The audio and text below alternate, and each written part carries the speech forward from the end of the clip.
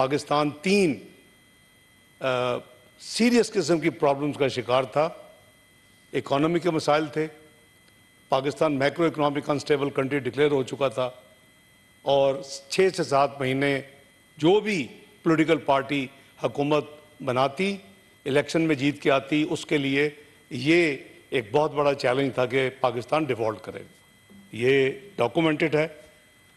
Number 2, اس وقت load shedding کا مسئلہ تھا. پاکستان میں ایوریج 18 سے 20 گھنٹے کی لوڈ شیڈنگ ہو رہی تھی. شہروں میں 18 گھنٹے, دیہاتوں میں 20 گھنٹے. جو سرکولر ڈیٹ اس وقت بجلی کے حوالے سے تھا, وہ قریباً مجھے یاد ہے, قریباً نہیں ایگزیکٹ 503 ارب تھا. اور بات ہوتی تھی کہ اگر حکومت یہ پے کر دے تو یہ 18 گھنٹے کی لوڈ شیڈنگ 4 گھنٹے کم ہو سکتی ہے, فوری طور کے اوپر ریلیف مل سکتی ہے. تیسرا جو بہت بڑا چیلنج تھا, میں پھر ریپیٹ کر رہا ہوں کہ جو بھی پولیٹیکل پارٹی الیکشن جیت کے آتی, وہ تیسرا چیلنج تھا ٹیررزم کا. وہ اتنا پیک کر چکا تھا, اور کرتے کرتے ہم نے دیکھا کہ آرمی پبلک اسکول میں جو کچھ ہوا, وہ اس نے پوری قوم کو ہلا کے رکھ دیا. اس کے فالو اپ میں میٹنگز ہوئیں, پرائم منسٹر ہاؤس میں میٹنگز ہوئیں. تمام لیڈرشپ, تمام political leadership including P T I اس میں بیٹھی. فیصلے ہوئے کہ ہم نے ایک نیشنل ایکشن پلان بنانا ہے, اور مل کے اس ملک سے اس ناسور کو ختم کرنا ہے جو دہشت گردی کا ناسور ہے. یہ اکانومی اور الیکٹریسٹی لوڈ شیڈنگ سے بھی بڑا ناسور ہے. اس میں ہمارے بچے, ان کی جانیں محفوظ نہیں. جناب chairman, it was not an easy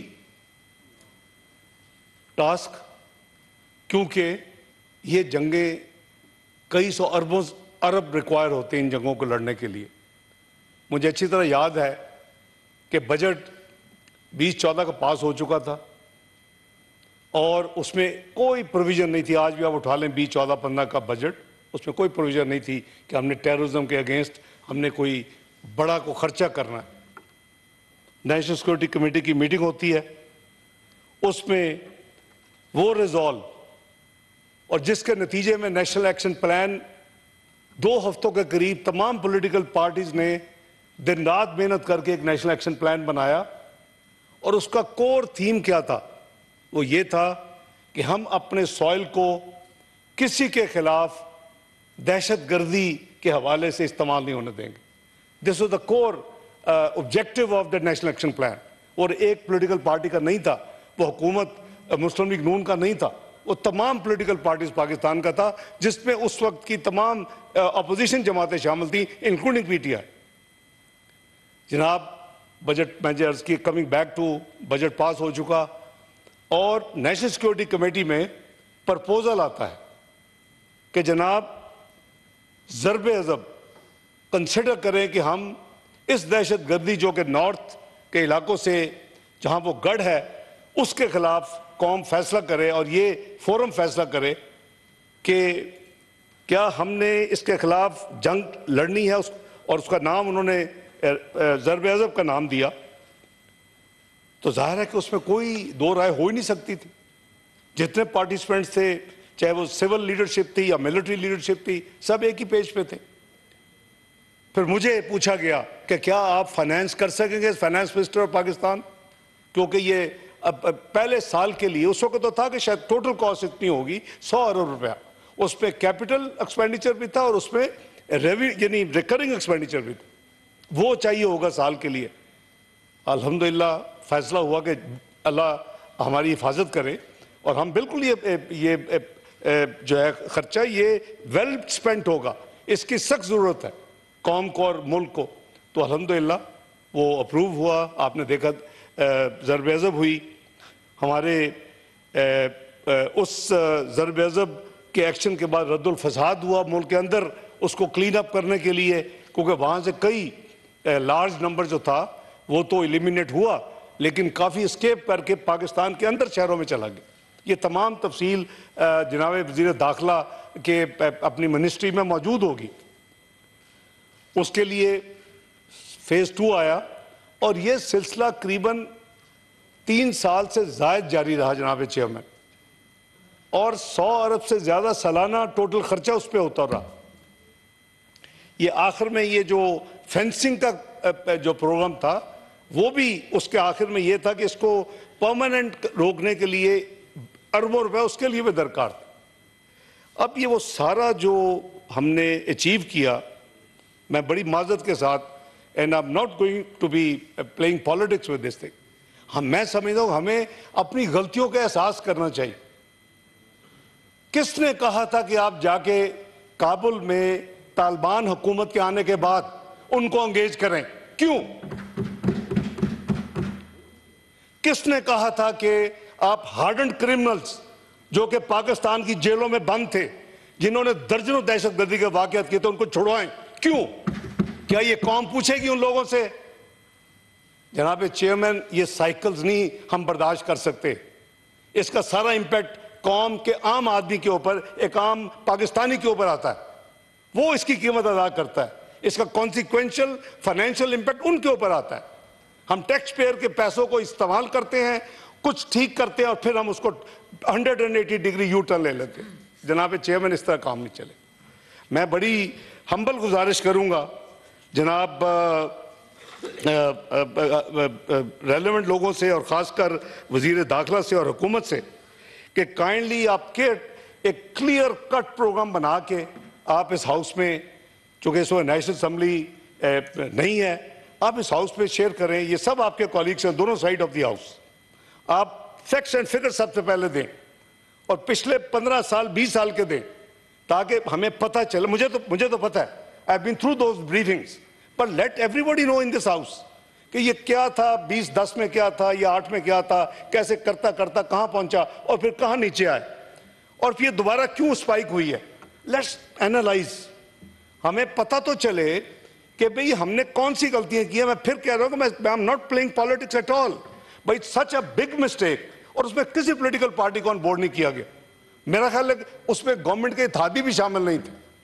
کیا ایک ون مین یا 2-4 بندے ان کو یہ قوم کی تقدیر سے ایسے گھنونے کھیل کھیلنے کی اجازت ہونی چاہیے تھی؟ اگر وہ غلطی کی ہے تو قوم سے اس کو معافی تو مانگے کہ ہم نے غلط کیا. ہمیں کابل میں دنیا کی فوٹو سیشن میں آ کے تو نہیں دکھانا چاہیے ہم کابل میں طالبان سے ہم نیگوشیٹ کر رہے ہیں. اور اس کے بعد ہم نے جو کیا، جو وہاں طے کر کے آئے، بغیر اسمبلی کے پوچھے ہوئے، بغیر سینٹ سے کو ڈسکس کیے ہوئے، بغیر قوم کو اعتماد میں لیے ہوئے، ہم نے وہ کئی سو جو ہارڈنڈ کرمنلز تھے، ٹیررسٹ تھے، ان کو چھوڑ دیا. تو جناب اس طرح کام نہیں چلے گا. Let's be together. میں لیڈر آف دی اپوزیشن کے ویوز کو انڈورس کرتا ہوں، لیکن ہیونگ سیڈ دیٹ، ہمیں ایک کلیئر کٹ روڈ اپنانا ہوگا، روڈ میپ اپنانا ہوگا. اور میں سمجھتا ہوں کہ ایک ریگولر حکومت کے آنے کا انتظار نہیں ہو سکتا. 3 مہینے سے long time. How many more incidents will take place? خدا کے لیے دن رات اس کے اوپر بیٹھیں جیسے اے پی ایس کے بعد بیٹھے تھے. مجھے یاد ہے کہ 8-10 دن we did nothing. We were doing and dealing with that thing. And we came up with a national action plan. میں سمجھتا ہوں کہ یہ گورنمنٹ مہربانی کر کے اس ہاؤس کے چاہے in camera facts and figure share کرے اور بتائے کہ یہ تاریخ ہے ہماری اس ٹاپک کے اوپر. ہر ایک کو پتا ہونا چاہیے اس ہاؤس میں. فیڈریشن کے نمائندگان بیٹھے ہوئے، 4 صوبوں سے بیٹھے ہوئے. دوسرا، میں سمجھتا ہوں کہ آپ یہ جو بات ہو رہی ہے اس وقت، یہ ہمیں پازیٹیولی بھی دیکھنا چاہیے. میں جناب مشتاق صاحب سے، اپنی بہن سعدیہ سے اتفاق کرتا ہوں. یہ بڑی یعنی دکھ دینے والی بات ہے کہ وہ جو چیزیں وہ کہہ رہی ہیں کہ ان سے چھینی جا رہی ہیں، جو لوگ جا رہے ہیں، ہمیں اس سے زیادہ ظلم کیا ہو سکتا ہے؟ اگر وہ واقعی لیگل ہیں، وہ جا رہے ہیں، ان کا حق ہے کہ ان کا جو بھی پراپرٹی ہے وہ آپ نے ساتھ لے کے جائیں. مجھے یاد ہے میں لیبیا میں ایڈوائزر تھا 1976 میں. مجھے یاد ہے کہ قذافی صاحب اور انور سادات کا ایک فیڈریشن کا پیکٹ ہوا تھا. اس وقت صدر مصر backed out and Colonel Gaddafi took a decision. I was part of the core team at that time in the Auditor General Department of Libya. انہوں نے ایک فیصلہ کیا کہ تمام ایجپشنز کو ایکسپیل کر دیا جائے. اور وہ اپنے، مجھے یاد ہے کہ گاڑیوں میں وہ اپنے اوپر بیچارے فریج اور اس طرح کی چیزیں لے کے، اور وہ لوگ لیبینز روتے تھے کہ یہ کیا فیصلہ اس ملک میں ہو گیا ہے کہ ہم اپنے جو 20 یا 30 سال سے یا نسلوں سے یہ رہ رہے ہیں ان کو نکالا جا رہا ہے۔ وہ ایک میں یعنی پاسنگ ریمارک اس لیے دے رہا ہوں کہ I've seen that phase also 1976 میں۔ میں خدا کے لیے حکومت اس میں بھی انشور کرے کہ اس طرح کا کوئی واقعہ نہیں ہونا چاہیے، یہ ظلم ہے، ہم سب اللہ کو جواب دیں ہیں۔ ان کی جو ان کی چیز کی ملکیت ہے ان کو آنریبل طریقے سے آپ اگر نکالیں بھی تو آنریبل طریقے سے نکالیں، ان کو ایک قیدی کی طرح یا ایک یعنی برے طریقے سے۔ بالکل صحیح سینٹیمنٹس ہیں کہ وہ ہمارے بہن بھائی ہیں، مسلمان بہن بھائی ہیں، اور اگر ہم اس طرح کا اخلاق ان کے ساتھ کریں گے خدا نہ خواستہ کسی پہ مشکل وقت آ سکتا ہے۔